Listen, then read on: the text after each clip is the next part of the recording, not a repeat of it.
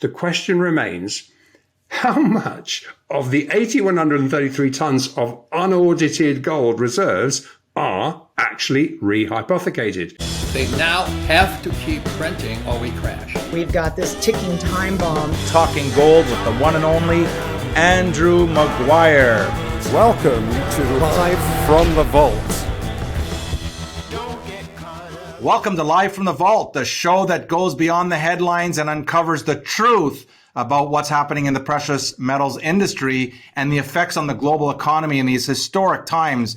Now, we have exclusive access to experts and insiders, and we reveal information and insights that you won't get anywhere else. Hosted by yours truly, Shane Moran, and we'll be joined shortly by precious metals expert, the one and only whistleblower Andrew Maguire is in the house as we pull back the curtain on the intricate world of the gold and silver markets as we expose what's really going on in the precious metals industry. So get ready for another blockbuster episode as we bring you the knowledge and the understanding that the mainstream media just won't provide. And with that, let's head over to the UK and talking gold with Andrew Maguire. Hey, Andrew, I can't believe how quickly these market updates come around. And as usual, we're going to start off, of course, with the update from our last May 3rd episode. Now, subscribers are going to recall, just before we go there, that we had just exited a very bullish April monthly close at the anticipated gold and silver sweet spots. And we had looked at what to expect as we move right into the second quarter here. Can you update us on what's happening here in the ongoing paper and physical battle? Yeah, Shane, nice to be with you again, my friend. And yes, indeed, this is a big one. And I think there's so many drivers here, so many conflicting actions. And obviously, we've got it today. We're recording this on as you say, a buying opportunity as opposed to a dip. That's from you, Shane. I said, "Hey, we're going to have a dip." He said, No, this is a buying opportunity. Yes, Shane. And that is absolutely correct. Look, let's start then by looking at the bigger picture, because so much to fit in here, and you need to understand this. And then we'll look at where the paper markets run out of supply. In other words, what are the actionable support levels? Now, if you're a stacker, the hell with it. It doesn't matter. Just buy. And obviously, that's not trading advice. That is simply convert as many as you're depreciating fiat worthless dollars, pounds, whatever, into obviously physical. And that's what this is about. It's about understanding why we do it and, what the whole reason behind it is. And so really, following the very bullish April monthly closes that you talked about, Shane, in both gold and silver, what we need to do is look under the covers as to why gold and silver performed so well last month inside, which was a battle which has really changed. And what we can then look at what really we need to look at going forward. Now, notwithstanding the last 15 months of unprecedented, extremely bullish central bank and sovereign physical gold accumulations, which has been serving to underpin and capitalize on paper market dips, we also identify two major paper market inflection points, which are ultimately bullish as they play out. So the first one is the trapped Fed. We'll deal with that first. And the second one is really the adoption of paper gold by a splinter group of speculators beginning to embrace gold as a first-tier asset class. So this is something we've been talking about over the last 2 or 3 episodes, but it's really important because this is a huge driver. So, as I say, start by looking at the mammoth in the room. This is an extremely wrong-footed kamikaze Fed trapped inside a self-induced, what I would consider to be a rehypothecated gold hell. Now, the elephant in the room is the Fed. So it's now exposed as the only global central bank that has failed to cover their extremely wrong-footed, bearish, naked short paper gold bets ahead of Basel III NSFR standards, formally reclassifying gold as a first-tier asset. And that was on the 1st of January. Now, when asking the question, which is what I get a lot, Why are they still holding such an increasingly underwater naked short paper gold position? Well, if we drill down, the answer becomes evident.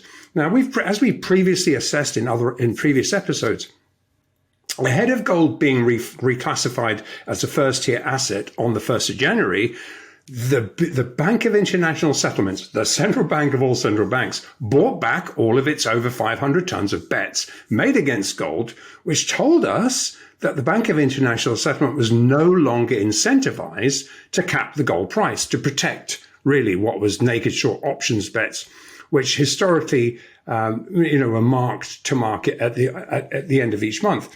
So they'd have to protect those. Obviously, if you bet against gold, then you need to protect those positions. Now, in fact, this central bank of all Western central banks have positioned themselves alongside every other global central bank that still has gold reserves. Well, I'm so sorry, United Kingdom. We got Gordon Brown and his little crew got rid of all of our gold when it was about $250. So sorry.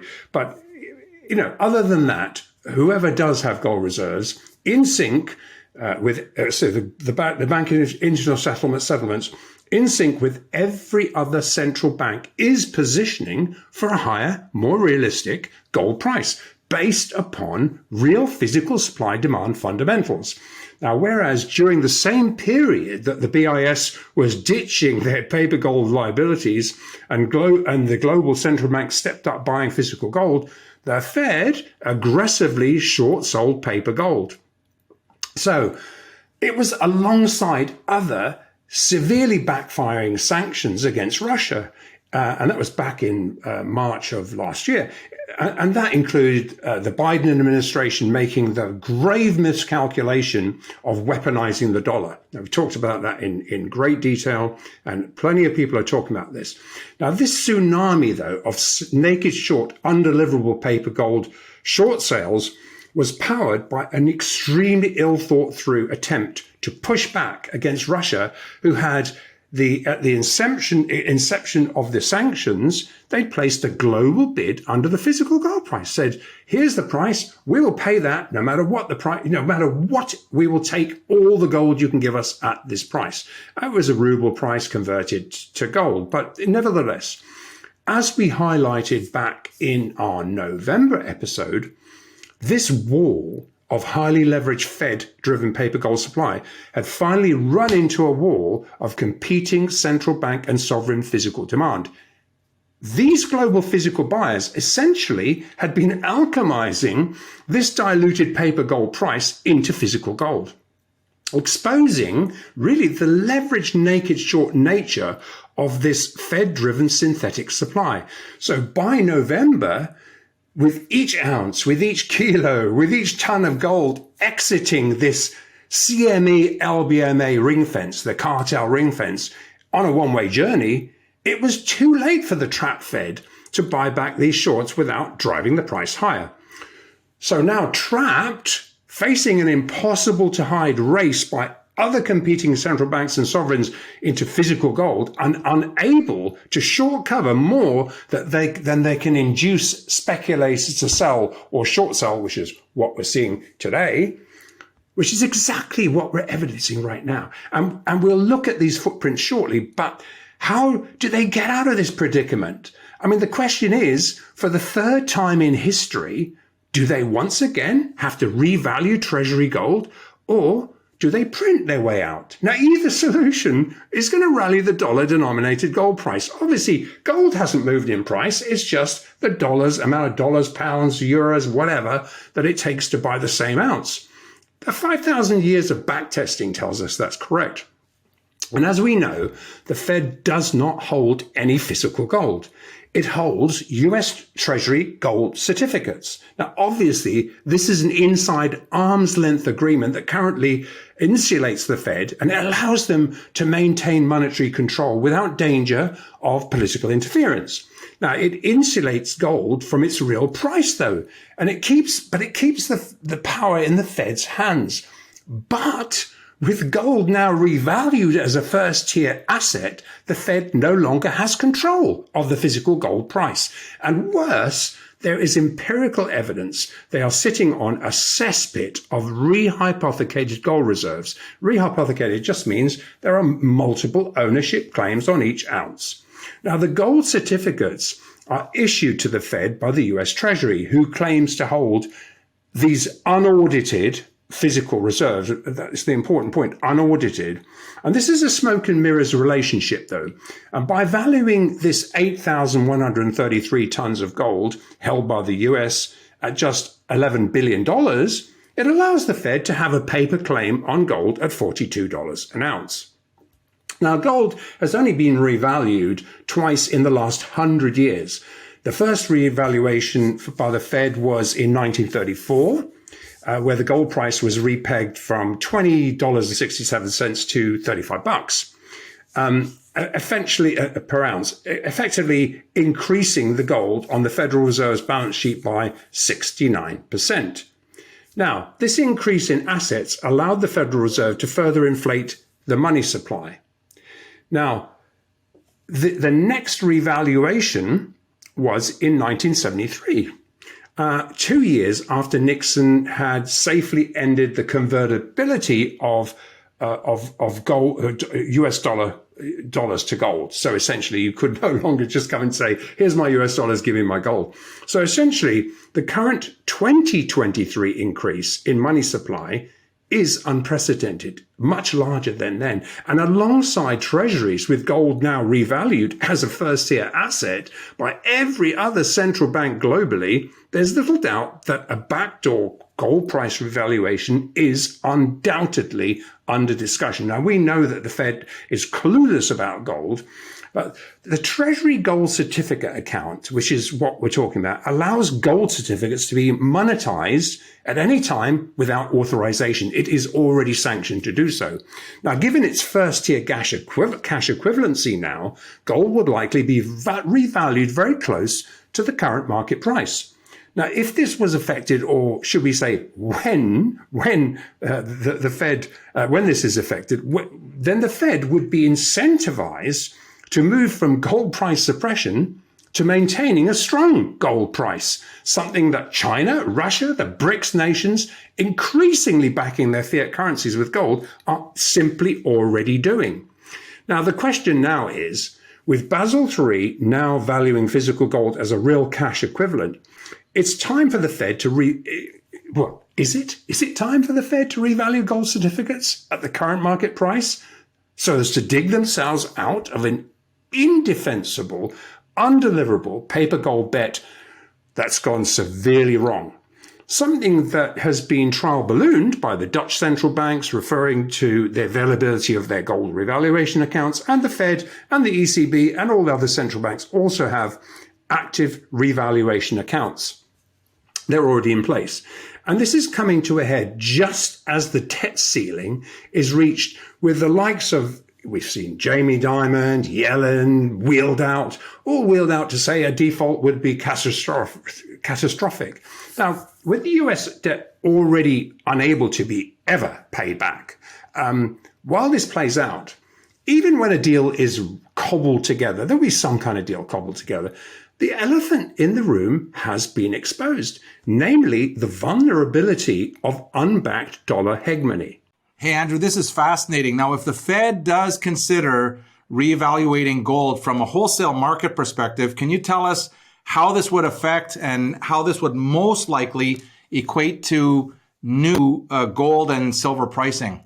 Yeah, Shane, to do that, we need to put this into historical context. Don't glaze over, guys. This is important. History rhymes. Historically, gold's collateralization of US foreign obligations has reached historic lows, far worse than when we drew attention to this back in March 2020. And you know what happened in March 2020. And given that the Sino-Russian BRICS plus nations are increasingly backing their currencies with gold and hard commodity baskets linked to gold, we see this as one of the main objectives that actually Basel III was forced to address. Now, if the Fed does not move to also at least partly back the dollar with gold, the US dollar will ultimately collapse. Obviously, if other currencies are backing theirs with gold, it's going to devalue greatly against them. And this has been the case as every single unbacked fiat currency in history has collapsed against benchmark gold. Now, we see this as the primary reason that the dollar-denominated gold must also be revalued, or it'll be drained to zero. The problem is, without an audit, how much of this 8,133 tons is actually physically available to deliver? Now, if we accept that the 8,133 tons of unaudited, I can't get over that word, unaudited Fed gold, if we accept that at face value, okay, let's do that for a minute, then the current ratio of gold to foreign debts outstanding is around 5%. Now, this ratio is so far below the 20 to 40% historical average, and based upon the move to reclassify physical gold as a first-year asset, the BIS likely expects this ratio to revert to its historical average. So who's out of kilter here? The best case assessment assumes unaudited US gold reserves, let's assume they're not rehypothecated, burdened with multiple ownership claims on them.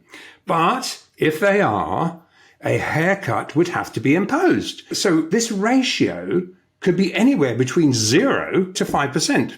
And for all we know, here, and we wonder why no audit's been allowed. Honestly, it starts to stink, doesn't it? So this is where the numbers emerge. Now, even taken at face value, restoring a 20 to 40% ratio of gold to foreign debts outstanding from current levels put gold at somewhere between $6,000 to $12,000 per ounce. However, the last time the US dollar was questioned was in 1980. And at that point there, when the foreign held treasuries of the US government were 140% collateralized by gold, well, at 1980 levels, it puts gold at over $40,000 an ounce. Look, I'm just saying, guys, okay, at $40,000 an ounce, I assume there will be plenty of sellers. So let's just discount this for now. But just be aware, these are the numbers. All right, Andrew, now for my question here. If gold is reevaluated at $6,000 per ounce, what does this mean for silver? Yes, Shane. Well, I knew that was coming. Exactly. Where does that put joined at the hip monetary silver? The gold-silver cross is currently at around, goodness me, over 80 to 1 at the moment. That's 80 ounces of silver to buy 1 ounce of gold. Actually, it's higher than that, but never mind. Just use a number like that. Even if we don't adjust this to more realistic levels, it still puts silver at a minimum of $75 to $150 an ounce. However, as gold breaks loose of its unallocated collar, silver will too. Now, put a short squeeze on silver, and the historical 16 to 1 ratio becomes magnetic, suggesting a minimum silver price of $375. Again, just saying these are facts. Look, let's not discount these targets. We are encountering unprecedented circumstances. 50 years of paper gold dilution has arrived at a physical wall, and a real equitable gold price is going to emerge, like it or lump it, Fed.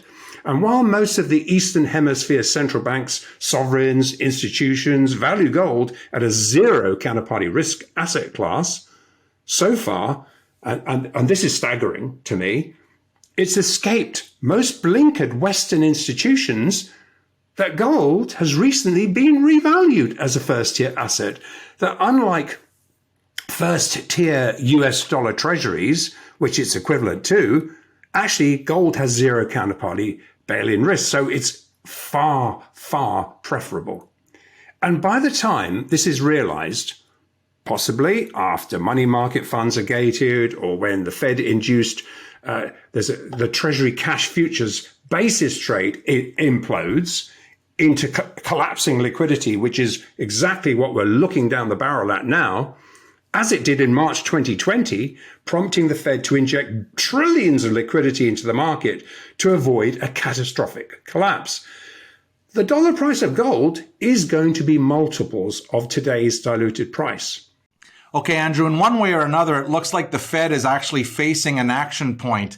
What is most likely to happen? What do you think they're going to choose to do here? So yes, Shay, exactly. With this in mind, what are the trap Fed's options? Selling more paper gold? It's just going to worsen the problem. So what do? If the Fed once again sought to mirror a historical 69% gold revaluation, as they did last time, that would raise the $42 price of gold to $71. But based on current price of plus or minus $2,000, technically, if forced to be marked to market as a first-tier equivalent, it would force a treasury price of around $3,400 per ounce. And that still looks far too cheap to accommodate Basel III NSFRs, which will immediately morph these high leveraged gold credit positions from a cash-settled market into a very tight for supply, unleveraged physical settled marketplace, raising the offer to sell highly valued physical gold ounces in ounces, kilos, tons, whatever you want to say. And while the Fed could reprice Treasury gold certificates from the current price of $42 per ounce to around $2,000, the question remains, how much of the 8,133 tons of unaudited gold reserves are actually rehypothecated? Now, empirical evidence suggests that an unknown but likely very high percentage of these 8,133 tons of gold have multiple ownership claims. Now, if you remember, questions were raised about the integrity of officially held US gold bullion holdings following the stress and embarrassment caused by the inability to fulfill a tiny 300-ton German gold repatriation request in 2013, and the refusal to allow the German Bundesbank inspectors to inspect the gold vaults, followed by the announcement it would take 7 years to return this tiny fraction of the gold that is traded on the COMEX every day, raise questions of how much these reported US gold holdings are actually have multiple ownership claims on them.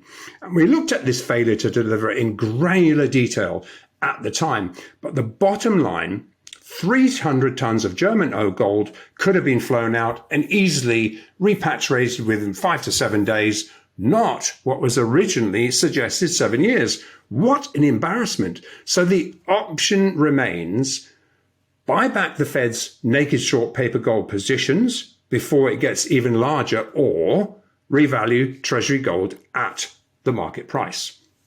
Now, unless more embarrassing gold price repatriation requests are made, I wouldn't be surprised if they were, revaluing Treasury gold still manages to hide the rehypothecated nature of these 8,133 tons. So it would actually be preferable to being forced to go to market than being forced to go to market to buy back these multi-ownership positions. But dips, as we have just witnessed generated this week, only allow a very limited amount of paper shorts to be covered, as these dips open up the COMEX-centric EFP backdoor. If you remember, the exchange for physical backdoor is that little conduit that moves an undeliverable futures price into a deliverable spot contract. Because what it does is convert these non-compliant paper market positions into a first-tier physically delivered bullion position.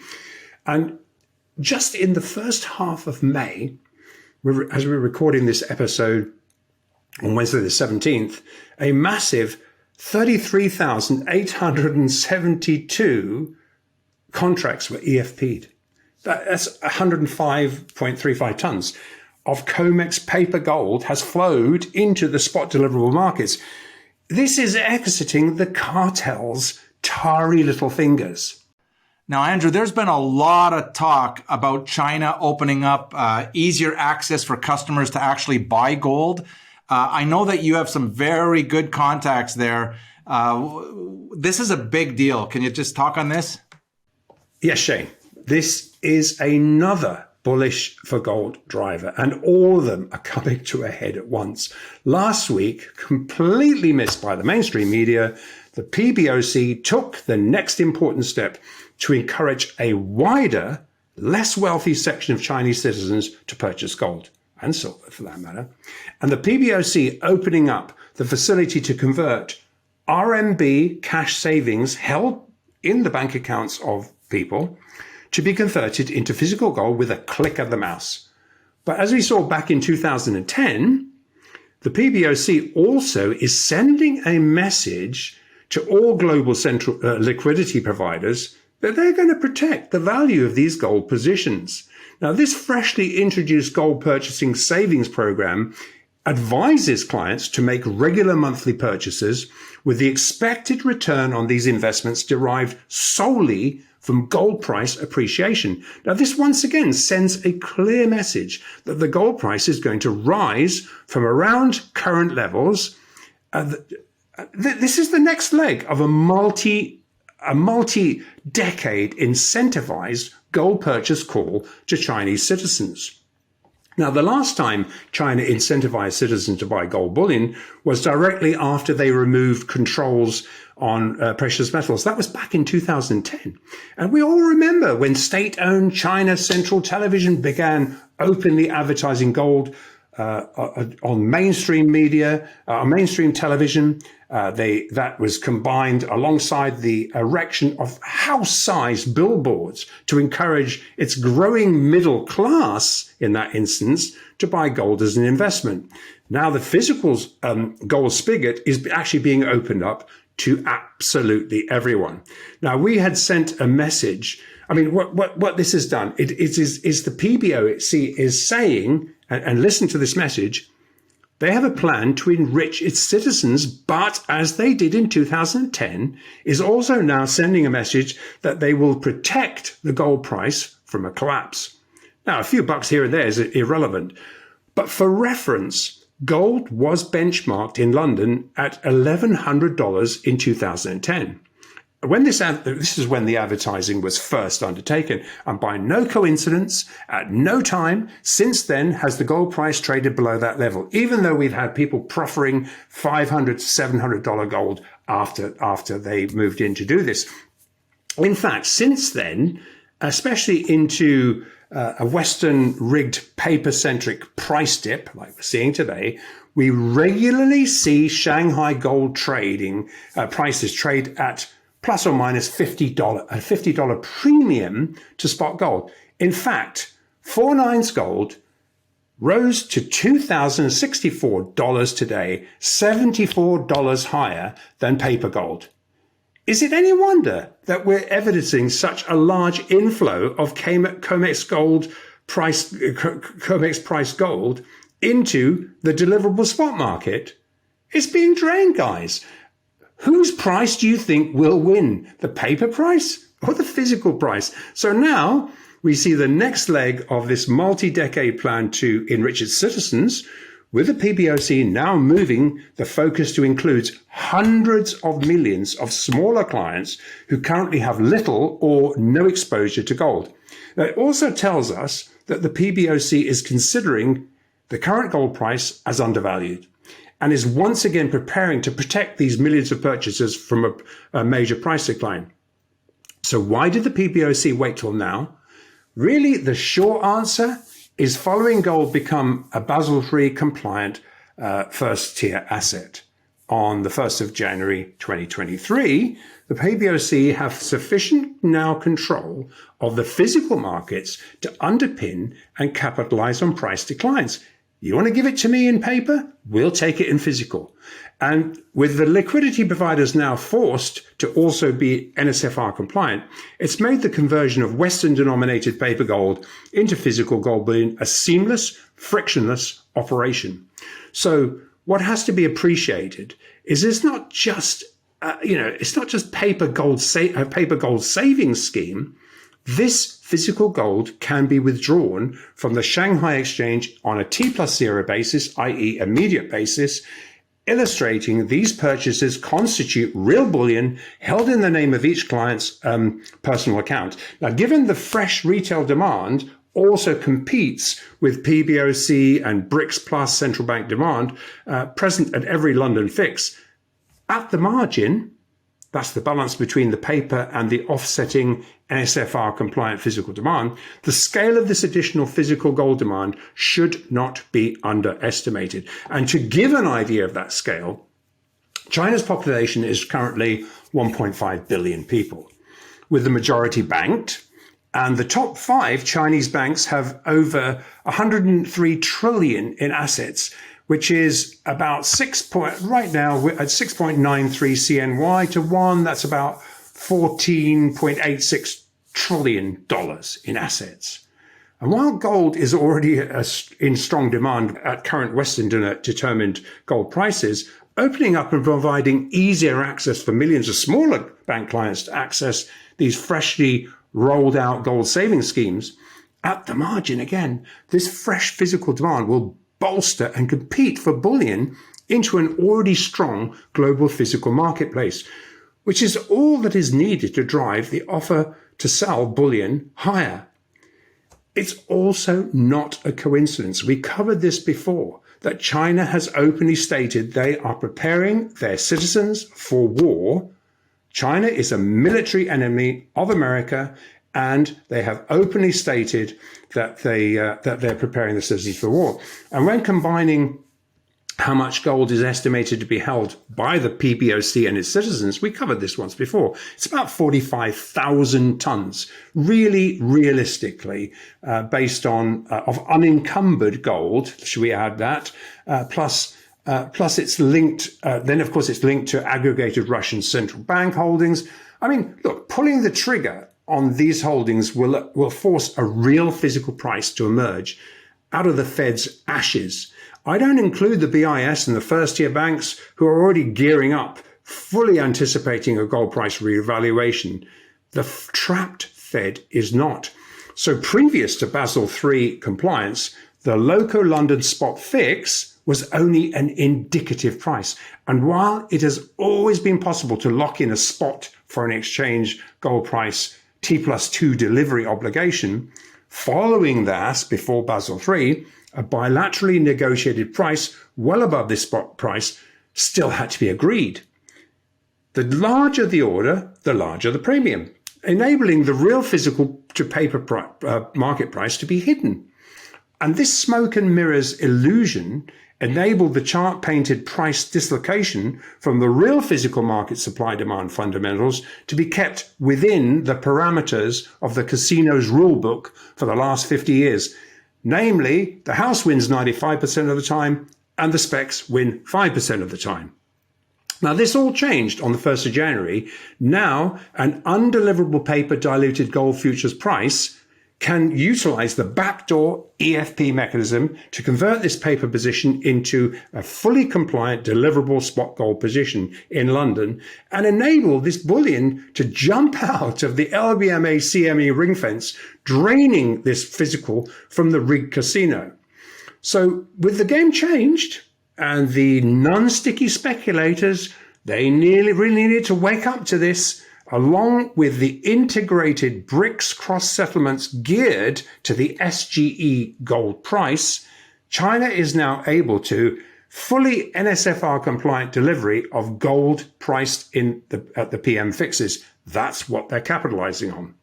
Wow, Andrew, this is fascinating. Now, this is really a physical battle that's really gone global. We're talking gold and silver here, physical. And at the start of this episode, Andy, you mentioned a splinter group of speculators. Are these the non-sticky specs that you referred to in our very last episode there on May 3rd? Yep, bang on, Shane. This is one more bullish driver now facing the Fed. The adoption of COMEX casino paper gold by a growing splinter group of speculators embracing gold as a first-tier asset class alongside treasuries, to hedge risk positions. Now, this noted split in the two categories of spec paper markets traders, we covered this last time too, it further expanded into paper market selling over the last 2 weeks. Now, pushing back against the plain vanilla dollar to gold and silver algos. So in other words, we talked about these algos. Its simple fact is it's a current foreign exchange cross. You're long one side, you're short the other. So if you're long the dollar, you're short gold, etc. So these non-sticky specs, these are the guys that follow this. And so we've seen now a splinter group of commodity trading advisors increasingly using gold and silver futures to hedge risk, making them virtually impossible to rinse. This condition makes it far more difficult for officials to generate sufficient paper market sell ignition, currently limited to what can be auto-rinsed from a much smaller group of the non-sticky inverse algorithms. Okay, Andy, and what about gold and silver? What are you seeing in the very short term here? Yeah, Shane, as can be evidenced, gold really held up quite well into the Fed-induced selling this week. And while the NSFR-compliant silver market was able to be gamed well over $2 lower, rinsing out speculators in the process, it's important to also understand that this selling also is incentivizing the naked short speculators, the momentum sellers, providing the house on the other side of this trade, the casino house, the LBMA, London trade that is, fuel to short cover into. They're taking the long side of those bets. So obviously when momentum, when the momentum herd are always wrong at both ends and right in the middle. But when they can turn pretty radically. So we're also talking about silver. Following we talked about this last time, we saw the very low ETF, SLV ETF short position. We reported that 2 weeks ago. The trust reported, this time, the trust reported a 7.43% rise in short interest into the SLV. Now, the bulk of this was added in the high 25s and the 26s. So liquidity providers report that the trust had struggled to get enough physical supply to meet demand without going to market to compete with the very strong Indian, Asian, and Chinese buyers, which they should have done. However, given the large overhang of very strong Indian and Asian demand, and Chinese demand too, the tight wholesale supply, it's anticipated these short flywheels will be forced to cover pretty soon, boosting prices back higher. In fact, Chinese silver demand has been so strong, it's drained inventories to silver squeeze levels in the SGE. And ones have to remember that unlike the massively paper-settled diluted CME, LBMA-driven silver market, the SGE silver is fully allocated with hedged, and if it's hedged, it's 1-to-1 squared after each session. It's balanced. Now, liquidity providers figure that worst case, silver may still have sufficient speculator open interest to rinse, so to fully close the gap. We figure liquidity providers figure probably the 23.5 level, but en route, dipping that low will also force much larger T+2 spot silver appetite into tight supply. Now, notably, with the SGE silver stocks at extremely low levels, replenishing them will force global markets to be tapped. And as we just looked at the Chinese citizens now able to convert RMB cash accounts, they're also into gold, they can also convert them into silver, and that will be coming to market, timed perfectly into a price decline. So spot gold will continue on a short-term basis to evidence central bank and sovereign buying, no matter what the price. It doesn't matter what the price is. They don't care. But paper markets may seek to test the round number, which they did, which currently, which they have, and they've breached that round number. But guess who's taking the long side of this? Is the commercials who are basically looking at the obligations to deliver against these paper prices. So I just just before this episode, I just got off a round of liquidity provider calls with all my contacts. And without exception, every single one of them is reporting strong physical gold and silver interest below the round numbers. Central bank and sovereign buyers are active at any price. But looking at the scope of the potential paper supply versus demand, the likely pivot point where the non-sticky momentum-driven specs are overrun by the sticky specs, legitimately hedging risk exposure. So in gold, following the magnetic rinse of today, the 50-day moving average, which is always a trigger point. If you're going to rinse anything, go for the 50-day moving average or go for the moving averages to hunt for stops. That today was 1989.30, so it'll be around on Friday. It'll be not too far from that. And it's becoming so. This is where this balance starts to take place, and dips below this really now are solely driven by momentum naked short sellers, with the insiders exposed to very large T+2 delivery obligations, taking the long side, which is providing insiders a reserve of speculator short cover supply to cover these bets. Similar paper market scope for silver, which is also in very strong physical demand, then we would expect to see the naked short momentums.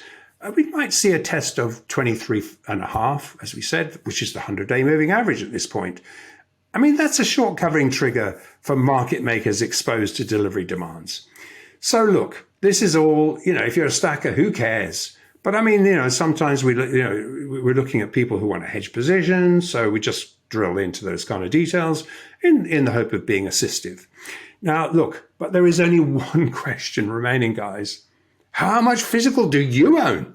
All right, Andrew Maguire, thank you so much for talking gold. And remember, to our entire Live from the Vault community, buy physical, make sure it's backed 1-to-1, and make sure that your gold and silver are fully insured, and understand the difference between what Andy affectionately calls the casino paper and gold and silver markets and the actual physical gold and silver markets. They're not the same. Paper and physical, not the same.